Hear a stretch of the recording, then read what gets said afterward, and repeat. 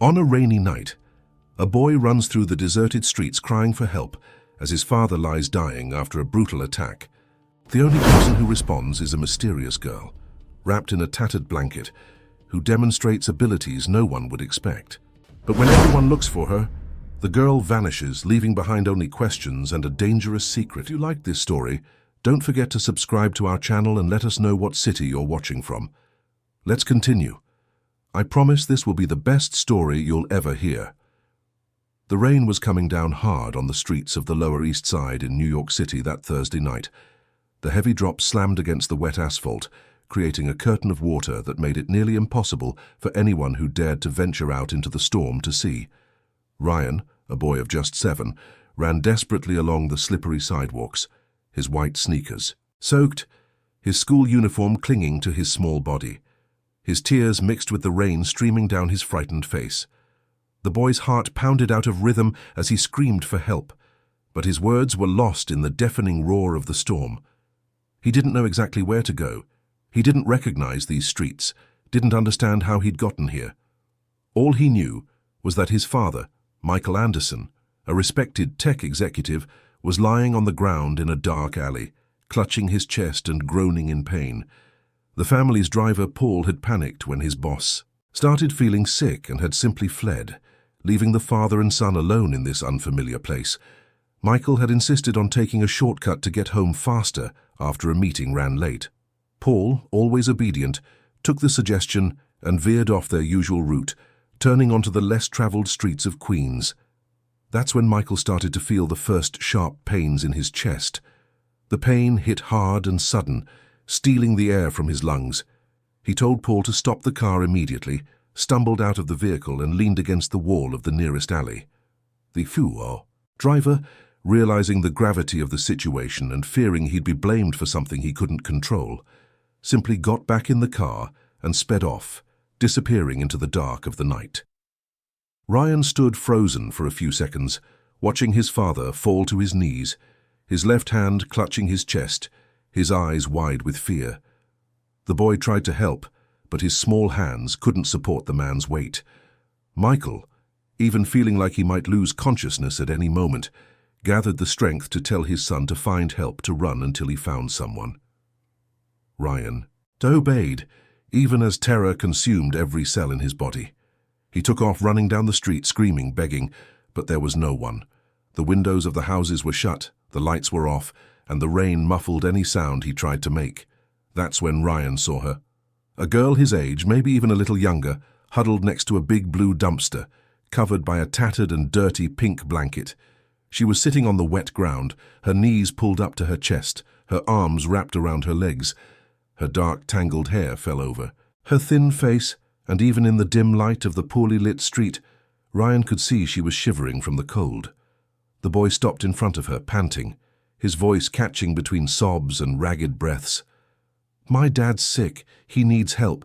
Please, someone has to help my dad. He's on the ground and I don't know what to do, please." The girl slowly lifted her face. Her dark brown eyes shone with an intensity that was strange for a child. She didn't scream. She wasn't startled.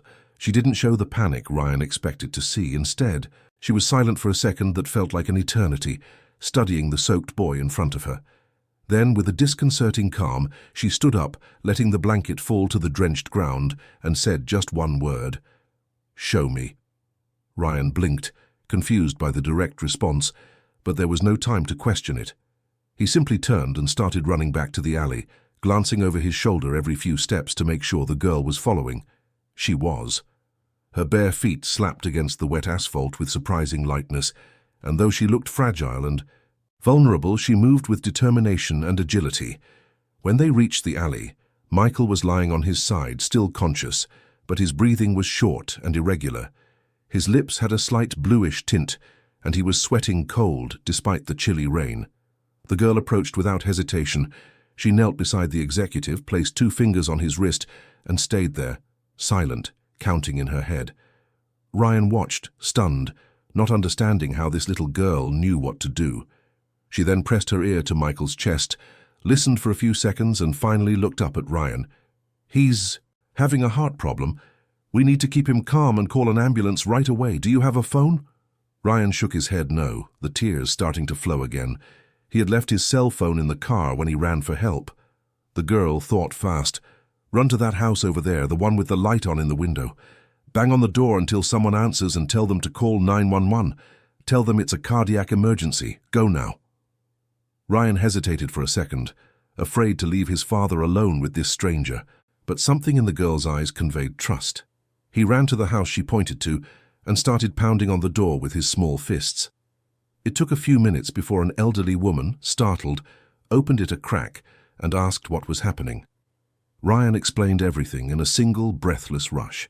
The woman, sensing the urgency, grabbed her phone and made the call, relaying all the information the boy could provide. Meanwhile, in the alley, the girl stayed by Michael's side. She had taken off her own grey sweatshirt and torn off one of the sleeves, using the fabric to dry the man's face and keep him warm. She spoke to him in a low voice, telling him that help was on the way, that he needed to breathe slowly, that everything was going to be okay. Michael, despite the intense pain, could hear that childish voice and recognize the calm it radiated. He tried to ask who she was, but the girl just placed her small hand on his and told him to save his energy. Ryan came running back, followed by the woman who had made the call. The woman brought a large umbrella and a dry blanket. The girl took the blanket and carefully wrapped it around Michael, making sure he was as comfortable as possible under the circumstances. She continued to monitor his pulse, check his breathing, and ask simple questions about what he was feeling. Michael answered with difficulty, but whenever his eyes met the girl's, he felt a strange sense of security. The ambulance took 15 minutes to arrive, 15 long minutes, during which the girl never left Michael's side for a second. When the paramedics finally got out of the vehicle and rushed to the alley, they found the scene of a child performing first aid with an efficiency that surprised even the experienced professionals. One of the paramedics, a tall man in a green uniform, asked the girl what had happened. She explained everything clearly, using technical terms a 7-year-old shouldn't know. Irregular pulse, shallow breathing, possible acute myocardial infarction, pain radiating to the left arm. The paramedics exchanged impressed glances and immediately got to work.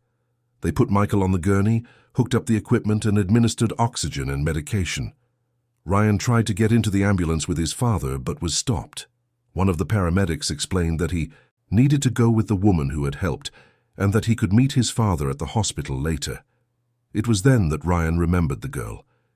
He looked back, searching for her, wanting to thank her, wanting to know her name, but she had vanished. Like a ghost dissolving into the fog, the girl was simply no longer there. Ryan called out, asked the woman if she had seen where the girl went, but the woman had been so focused on Michael's situation that she hadn't even noticed the child leave. Ryan felt a tightness in his chest. That girl had saved his father's life, and he didn't even know her name. The ambulance sped away, its sirens cutting through the rainy night. Ryan was taken by the woman to her house, where she called the boy's mother, Helen Anderson, to explain what had happened. Helen, who was on a business trip in Washington, D.C., felt her world collapse when she got the news. She caught the first flight back to New York and arrived at Bellevue Hospital a few hours later, finding Ryan sitting in the waiting room still in his soaked clothes, his eyes red from crying. Michael was taken directly to the intensive care unit. The doctors confirmed he had suffered a major heart attack and that his condition was serious but stable. If it hadn't been for the immediate first aid, he likely wouldn't have survived until the ambulance arrived. When the doctors asked who had provided that first aid, Ryan told them about the girl. He described every detail, every word she had said, every move she had made. But when Helen tried to find the girl to thank her, she discovered that no one knew who she was or where she was. The following days were an emotional roller coaster for the Anderson family. Michael remained unconscious for almost a week, connected to various machines that monitored every beat of his heart. Helen split her time between the hospital and caring for Ryan, who was traumatized by everything he had witnessed. The boy couldn't stop talking about the mysterious girl. He drew her face, described the tattered pink blanket, and repeated the words she had said. Helen initially thought her son was confusing things, that perhaps his memory was jumbled due to the trauma. But Ryan insisted, with unshakable conviction, that the girl was real and that she had saved Michael. When Michael finally woke up, his first question was about his son. Upon learning that Ryan was okay, he sighed in relief. But then, his voice still weak, he asked about the girl. Helen was surprised. Michael remembered her too.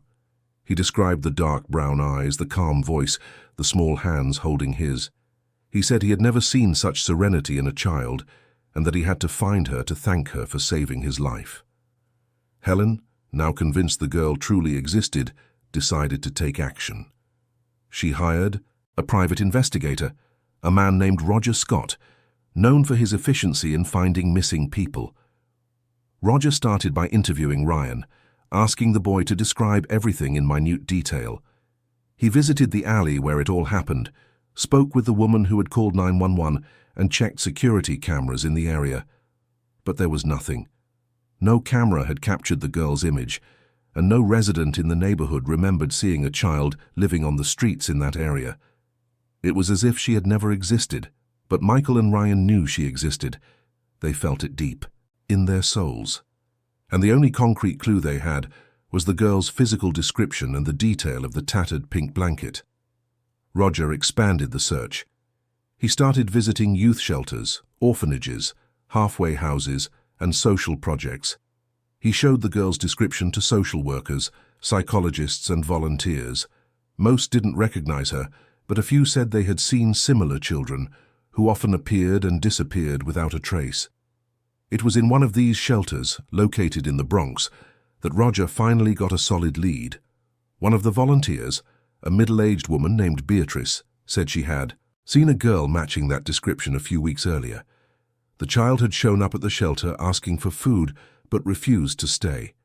She was skittish, suspicious, and seemed terrified of adults.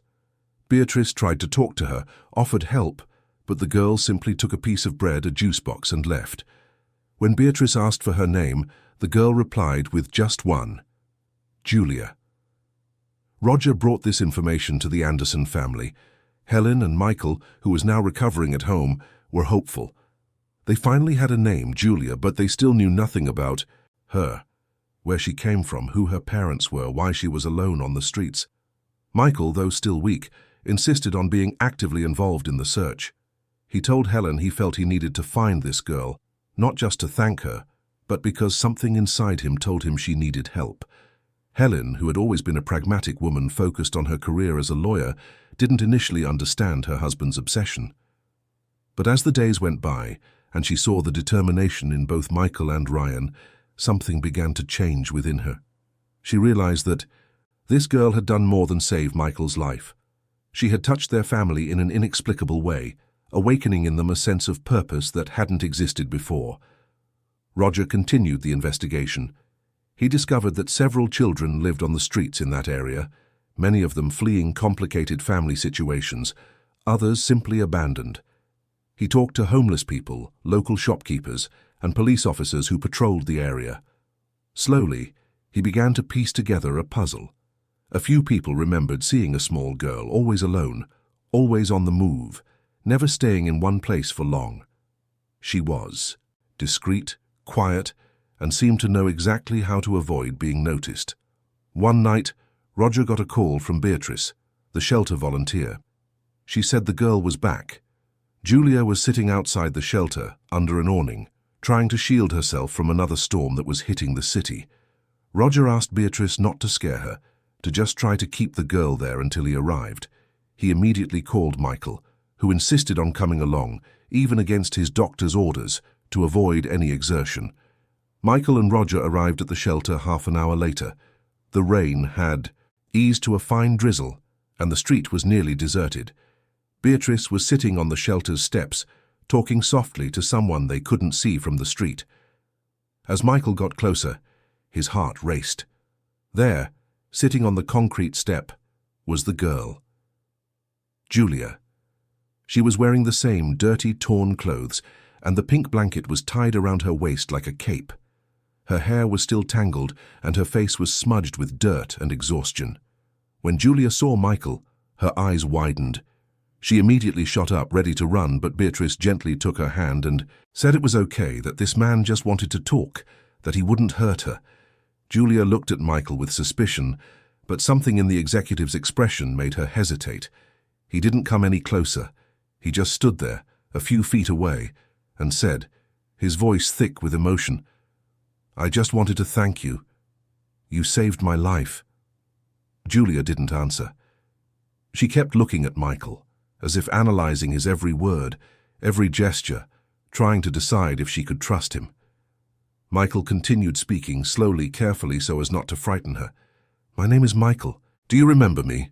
From that rainy night in the alley? My son Ryan was with me. You helped us. You knew exactly what to do. Because of you, I'm here today. And I wanted to know your name, to know how you learned all that, and most of all, to know how I can help you now." Julia finally spoke, her voice low and hoarse as if it wasn't used much.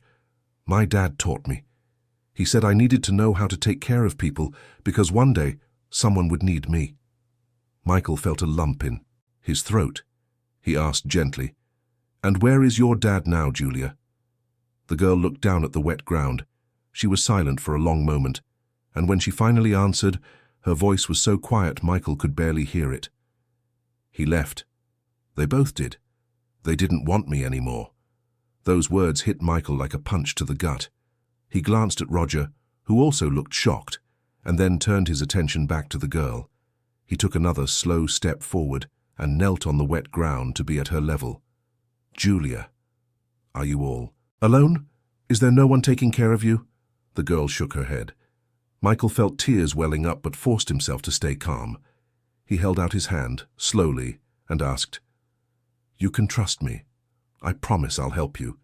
You don't have to be alone on the streets. You can have a safe place, food, a bed to sleep in. Do you want to come with me?" Julia looked at Michael's outstretched hand. She had spent so much time distrusting everyone, running from any adult who tried to get close, that now she didn't know if she could take that step.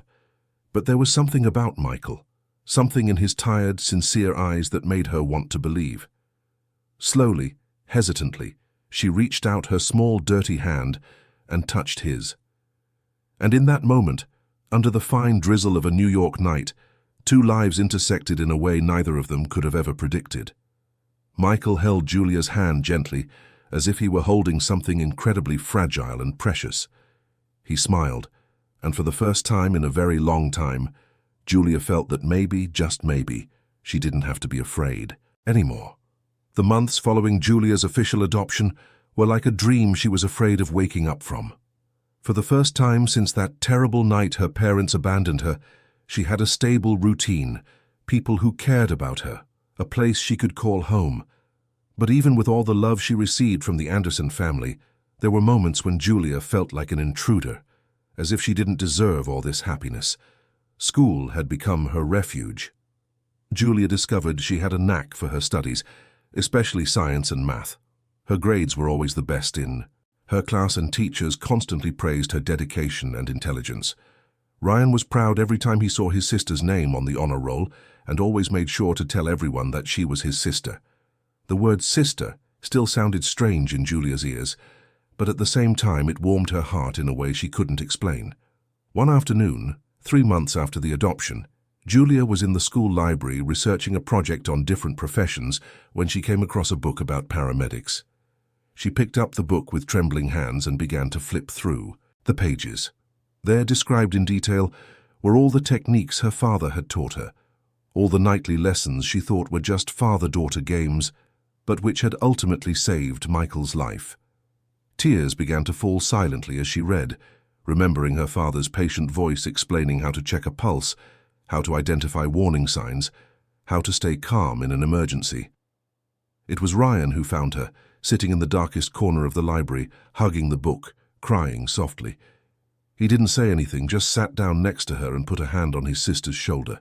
After a few minutes, Julia was finally able to speak. "He taught me all of this. Every night after dinner, my dad would take out his work supplies and show me how everything worked. He said knowledge was the greatest gift he could give me, that no one could ever take it away from me. And I thought it was just a game, just his way of spending time with me. But it wasn't. He knew. Somehow, he knew I was going to need this. Ryan didn't know what to say. At 8 years old, he didn't have the words to comfort the pain he saw in his sister's eyes, so he did the only thing he could think of. He hugged Julia tightly and just stayed there, in silence, letting her know she wasn't alone. That night at dinner, Julia was quieter than usual. Helen noticed and asked if everything was okay. Julia hesitated, looking down at the plate of food in front of her, and then decided to share what she was feeling. "I found a book about paramedics in the library today, and I was thinking about my dad, my biological dad, and I don't know if I should be thinking about him. I don't know if it's wrong to miss him after everything he did." The silence that followed was heavy but not uncomfortable. Michael put his fork down and looked at Julia with understanding. "Julia, you'll never stop being your biological parents' daughter. They gave you life, they raised you for 7 years, they taught you valuable things. What they did later was terrible, unforgivable, but that doesn't erase the good times you had before. And you don't have to choose between loving them and loving us. Your heart is big enough to hold both." Helen agreed, her eyes shining with unshed tears. "We're never going to try to replace your parents, Julia. We just want to be a new family for you. And if you want to talk about them, about your memories, about what you're feeling, we'll always be here to listen." Julia felt a weight lift from her shoulders. She had spent months trying to bury any memory of her previous life, trying to erase Andrew and Carla from her mind as if they had never existed. But now, with Michael and Helen's permission to feel what she was feeling, she realized she no longer had to carry that guilt alone. That night, for the first time, Julia told stories about her life before. She talked about how her mother would take her to the park every Sunday, how they would play at making sandcastles while her father worked. She talked about the nights the three of them would watch movies together on the old living room couch, eating popcorn and laughing at the funny scenes. She talked about birthdays, Christmases, the simple moments that now seemed to belong to another life. And as she spoke, she cried, but they were different. Tears. They weren't tears of despair or anger, but of someone who was finally allowing herself to remember and to miss. Days turned into weeks, and weeks into months. Julia turned 8, and Helen threw a surprise party. It was the first time Julia had a birthday party with school friends, a real cake and wrapped presents. She blew out the candles, and when everyone asked what she had wished for, she just smiled and said it had already come true. But it wasn't all smooth sailing. As Julia felt more secure and confident, she also began to question more, to test the limits, to see just how far her new parents' love really went. She started to disobey small rules, skip chores, and talk back. It was as if she needed to be sure that even when she was difficult, even when she wasn't perfect, they would still love her. Helen and Michael, guided by Dr. Reynolds, understood that this was part of the process. Julia was testing the family's foundation. She needed to be certain she wouldn't be abandoned again at the first sign of trouble. They set clear but fair rules, talked to her when she disobeyed, explained the consequences of her actions, but always reaffirmed their unconditional love. There was one particularly difficult night when Julia had an anxiety attack after a nightmare. She woke up screaming, convinced she was back on the streets, alone in the cold. Helen and Michael rushed to her room to find her huddled in a corner, trembling, the pink blanket clutched to her chest. Helen sat on the floor beside her, not trying to touch her, just being present. Michael brought a glass of water and sat on the other side, and they both stayed there until Julia stopped, shaking, until her breathing calmed, until she could finally look at them and whisper, "I was afraid you had left." Michael answered in a firm but gentle voice, "We will never leave, Julia. No matter how many times you have this nightmare, the answer will always be the same. We are here, and we will stay here." It was also around this time that Helen made an important decision. She had noticed how interested Julia was in medicine and health sciences, always asking questions about the human body, about how things worked. Helen talked to Michael, and together they decided to enroll Julia in a first aid course for children, offered by a non-profit affiliated with Bellevue Hospital.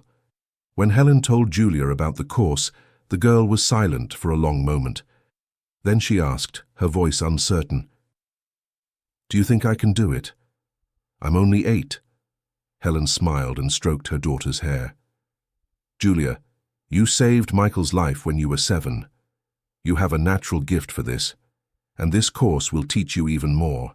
It will give you the tools to help people safely. But we'll only do it if you want to. It's not a requirement. Julia thought for a moment and then nodded. She wanted to take the course. She wanted to honor the lessons her biological father had given her, to transform all the pain she had lived through into something positive. The course began the following Saturday. Julia was the youngest in the group, but also the most dedicated. She absorbed every piece of information like a sponge, asked intelligent questions, and practiced the techniques with seriousness. The instructor, a nurse named Charles, was impressed with the prior knowledge she already had and with her maturity in handling simulated emergencies. At the end of the course, 2 weeks later, Julia received a certificate. She looked at that piece of paper as if it were the most precious trophy in the world. When she got home, she showed the certificate to Michael, Ryan, and Helen, her eyes shining with pride. Michael hugged his daughter and whispered in her ear, "Your father would be so proud of you." And for the first time upon hearing those words, Julia didn't feel pain. She felt peace. Because she knew Michael was telling the truth, and that she could honor Andrew Miller's memory while building a new life with the Anderson family. But life had one more surprise in store for Julia.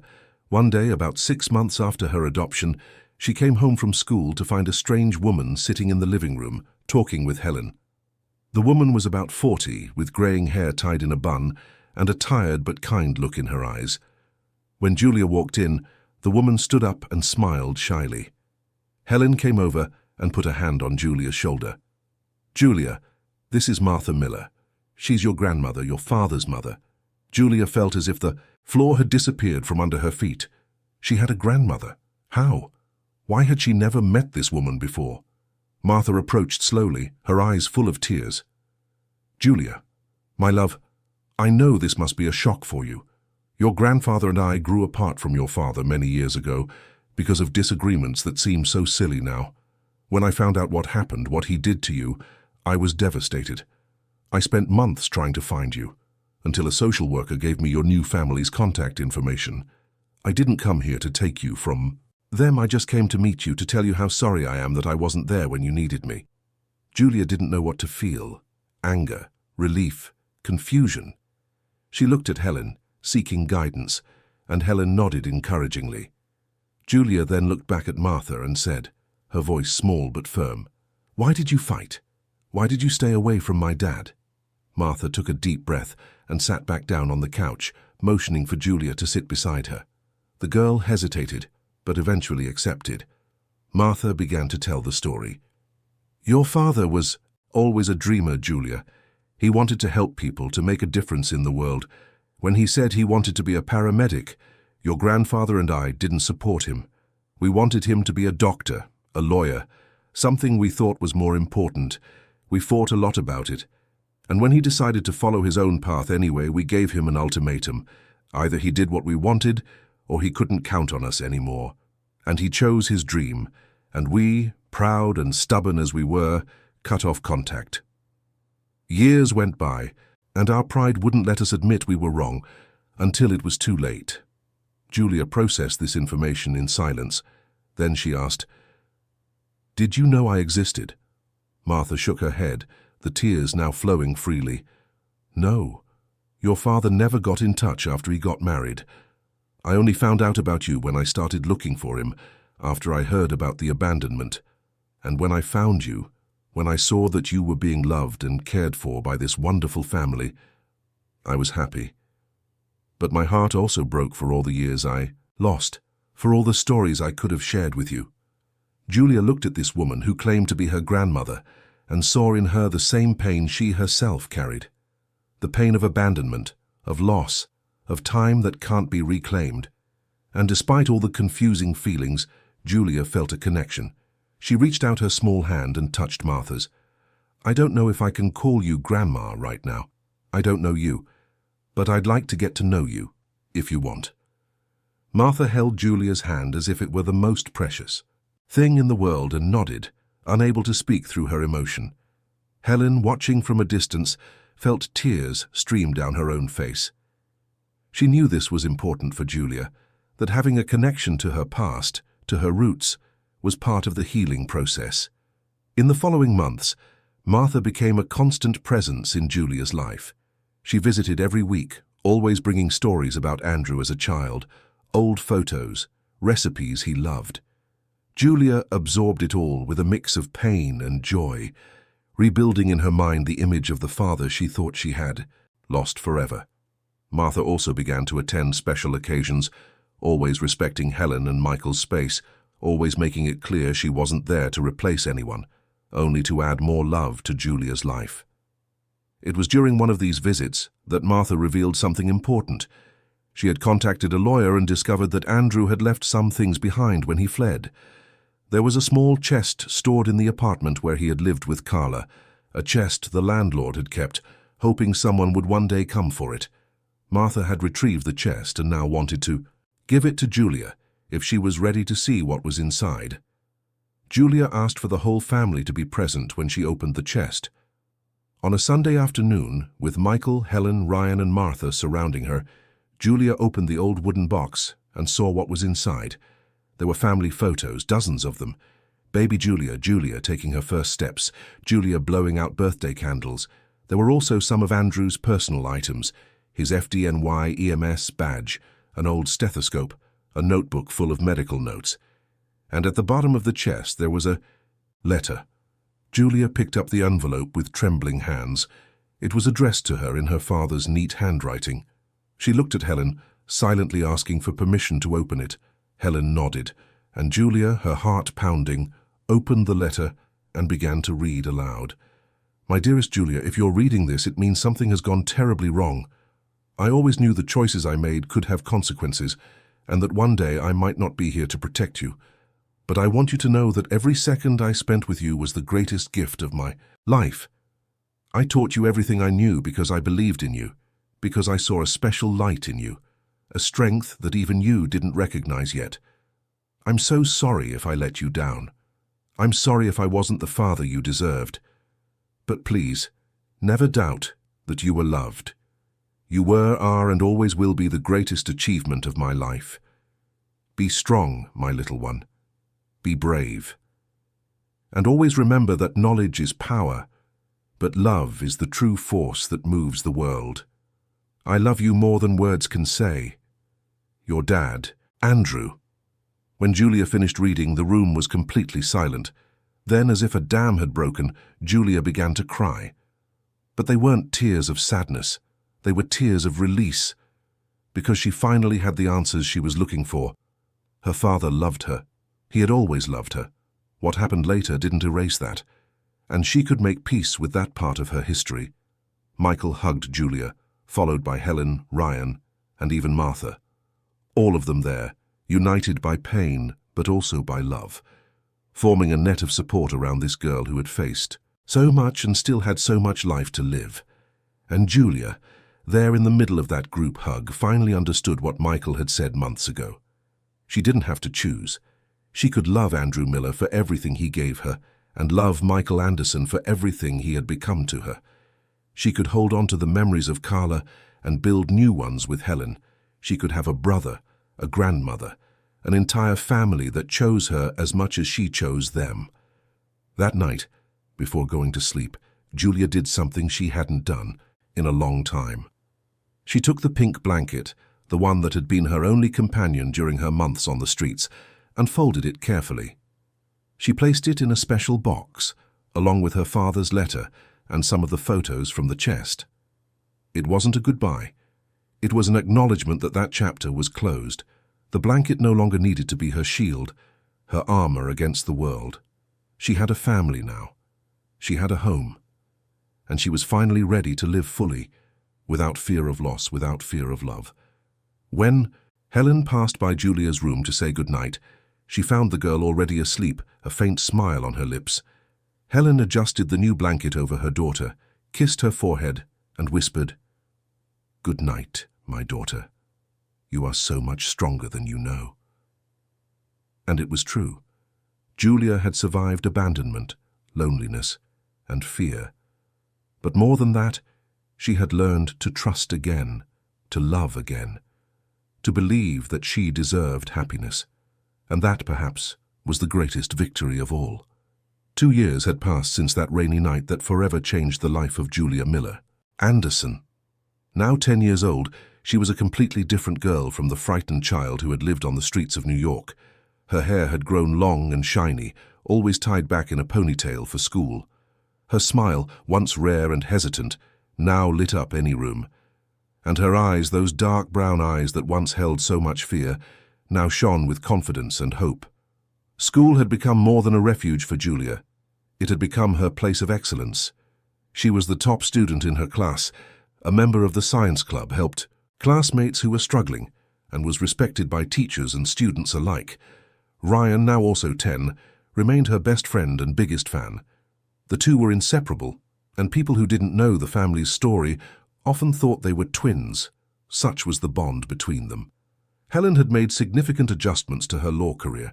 She started working from home more often, taking on fewer cases so she could be more present in her children's lives.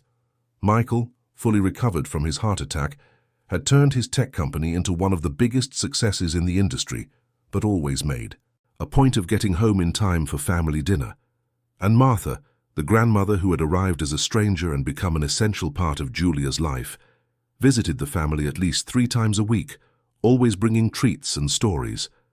But not everything had been simple in those 2 years. Julia still had difficult moments, nights when she woke up from nightmares, days when anxiety consumed her for no apparent reason. Her therapy with Dr. Reynolds continued, because everyone understood that healing wasn't linear, that there were ups and downs, and that it was okay to need help. It was on an ordinary Tuesday that everything changed again.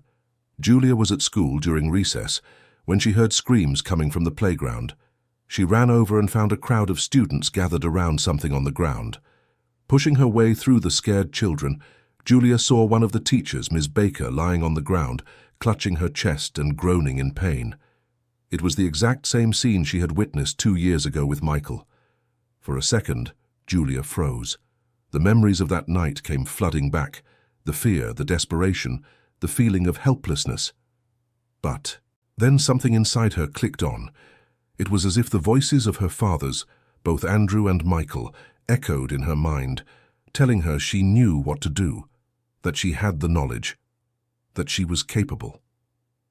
Julia knelt beside the teacher, and in a firm voice, despite her trembling hands, said, "Ms. Baker, look at me. I'm going to help you. Someone call 911 now." One of the school staff was already on the phone. Julia checked the teacher's pulse, noting it was irregular but present. She remembered everything she had learned in the first aid course and everything Andrew had taught her. She asked someone to bring a pillow to put under the teacher's head, instructed the students to back away to give her space and air, and stayed there, holding Ms. Baker's hand and telling her that help was on the way. Ryan came running, his face pale when he saw his sister in action. He wanted to help, but Julia asked him to keep the other students back. The ambulance arrived in less than 10 minutes, and the paramedics were impressed to find a 10-year-old girl administering first aid so efficiently. One of them, a man named Rick, asked where she had learned all that. Julia answered simply, "My dad taught me, both of them." Miss Baker was taken to the hospital, and after some tests, doctors confirmed she had suffered a minor heart attack, but that Julia's immediate first aid had made all the difference. The school principal called Helen to tell her what had happened, and when Julia got home that afternoon, she found not only her parents and brother waiting, but also a group of reporters who wanted to tell the story of the young hero. Helen and Michael talked to Julia. Before allowing any interviews, they explained that her story could inspire many people, but that she wasn't obligated to share anything she didn't want to. Julia thought for a long moment and then decided she wanted to tell her story. Not for the praise or the fame, but because maybe her experience could help other kids who were going through difficult situations. The interview aired the following week. Julia told everything, from her biological parents' abandonment to her life on the streets, meeting Ryan and Michael, the adoption, the arrival of her grandmother Martha, and finally, the moment she saved, Ms. Baker. She spoke with a surprising maturity for a 10-year-old, her words touching the hearts of thousands who watched the program. The impact was immense. Julia's story spread across social media, newspapers, and television shows.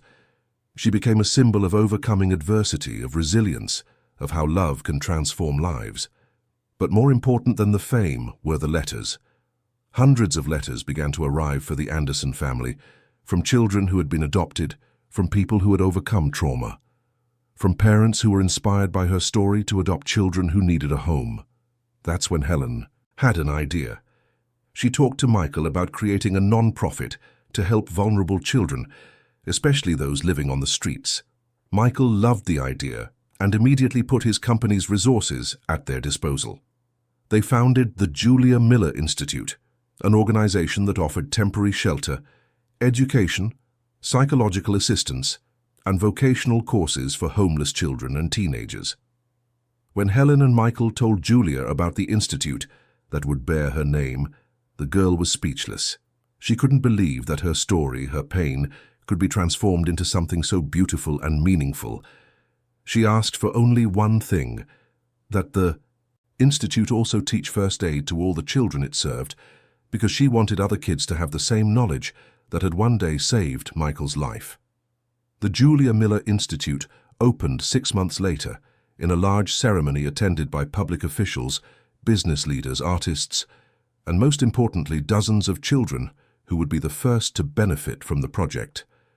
Julia gave a speech at the inauguration, her firm voice echoing through the hall. "I know what it's like to be scared, to be cold, to be hungry. I know what it's like to think that nobody cares about you, that you're invisible to the world.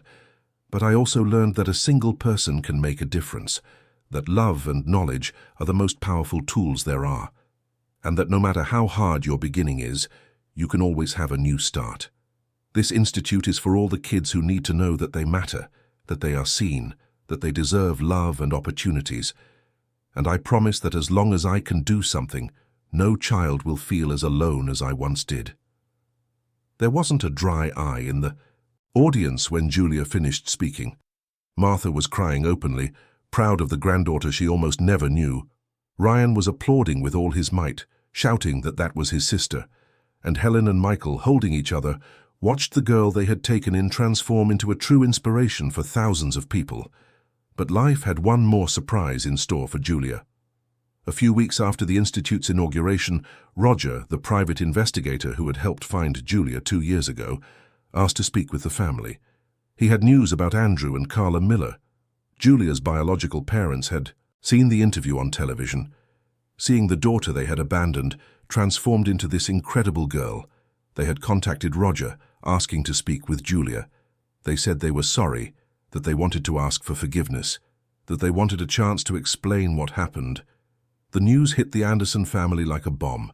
Helen was furious, ready to protect Julia at all costs. Michael was skeptical, questioning the couple's true intentions.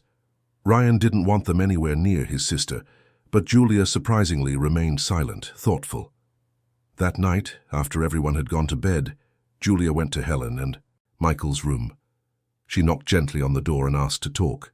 The three of them sat on the bed and Julia began to speak. "I know you want to protect me, and I love you for that. But I need to do this.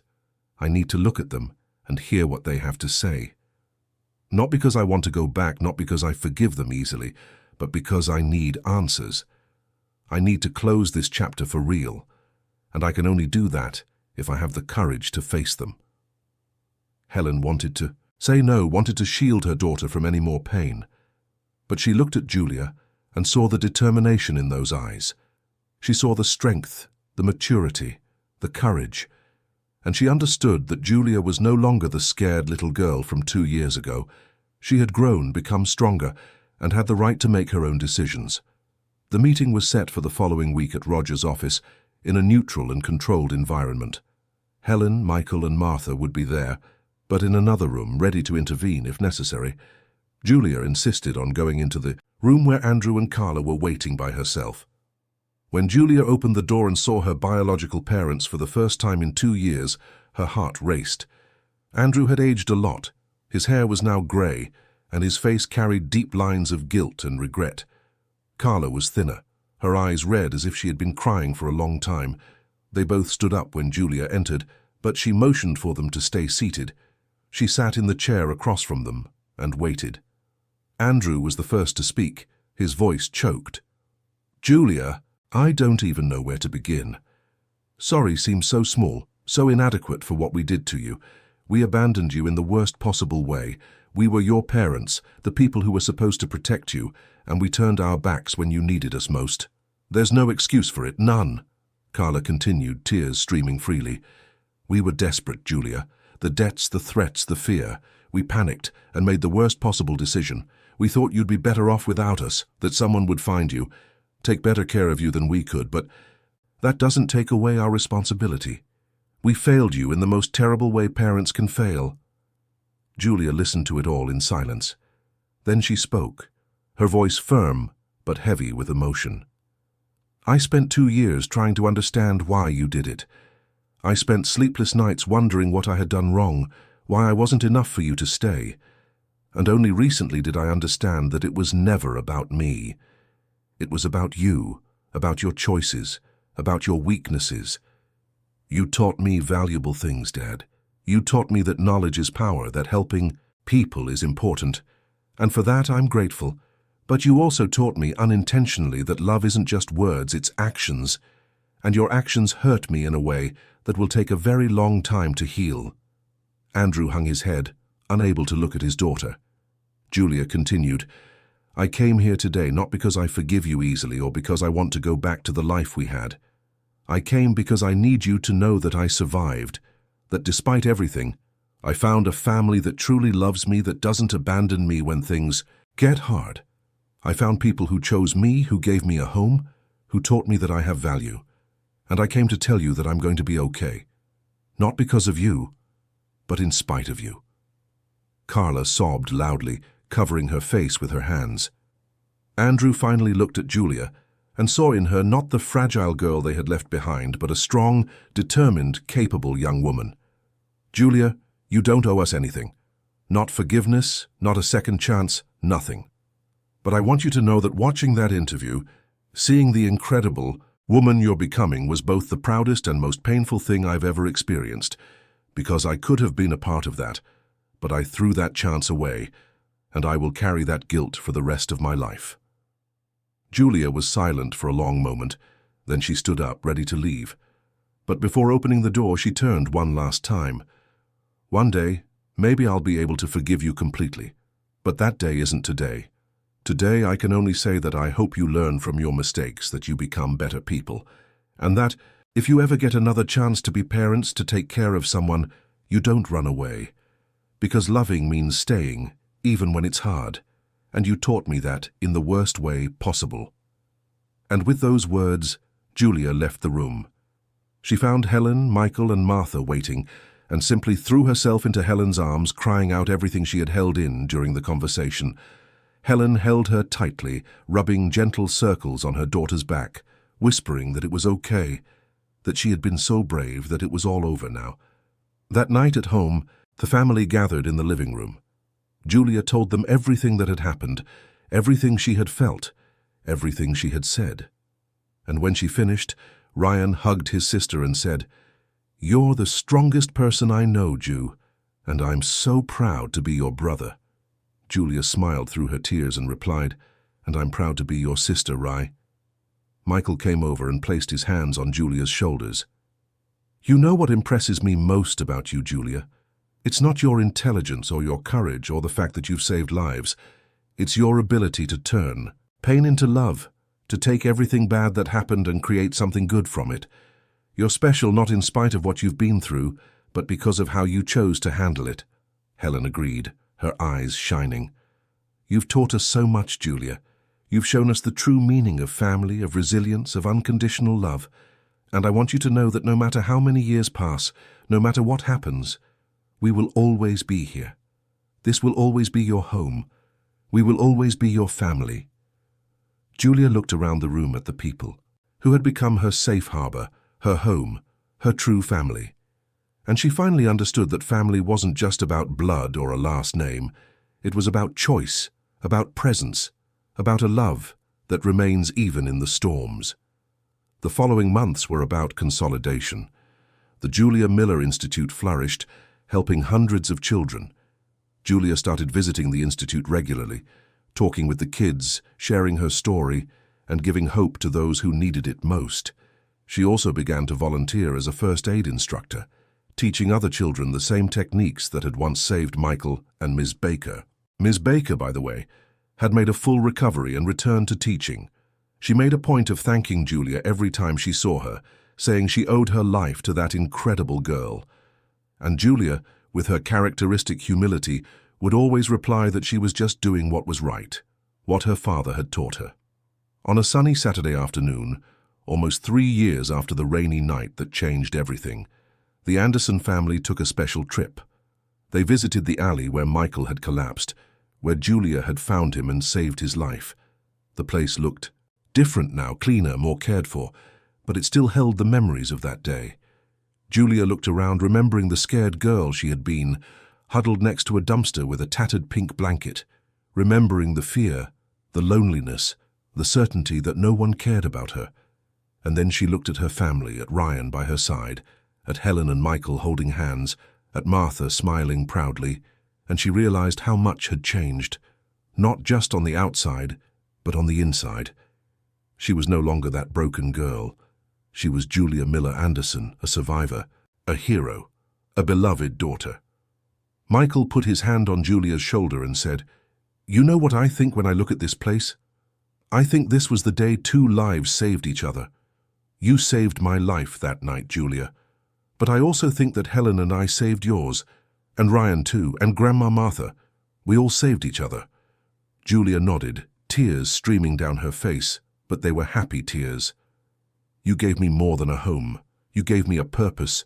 You showed me that I matter, that I have value, that I can make a difference, and for that I will be eternally grateful." Ryan, always the light-hearted one, broke the emotional moment by saying, "Okay, enough crying. Let's go get some ice cream. It's Saturday after all, and we deserve to celebrate." Everyone laughed, and together they walked down the street toward the nearest ice cream shop. As they walked, Julia glanced back one last time at the alley that represented her past. And then she looked forward, at her family, at her future, and she smiled, because she finally understood that the past didn't define who she was. Her choices, her love, her strength, that's what defined her. And she chose to be happy, she chose to be loved, she chose to start over every day if she had to. That night, before falling asleep, Julia wrote in her journal something she had started doing as part of her therapy. She wrote, "Today I realized that life isn't about waiting for the storm to pass. It's about learning to dance in the rain. I danced, I survived, and now I live, for real. Because I have a family that loves me, a purpose that drives me, and a future that's waiting with open arms. And that is more than I ever dreamed I'd have." She closed the journal, turned off the light, and lay down in her comfortable bed in the room that was all hers, in the house that was her home. And for the first time in a very long time she slept without fear, without nightmares, without worries. Because she was home, she was safe, she was loved, and she was finally whole.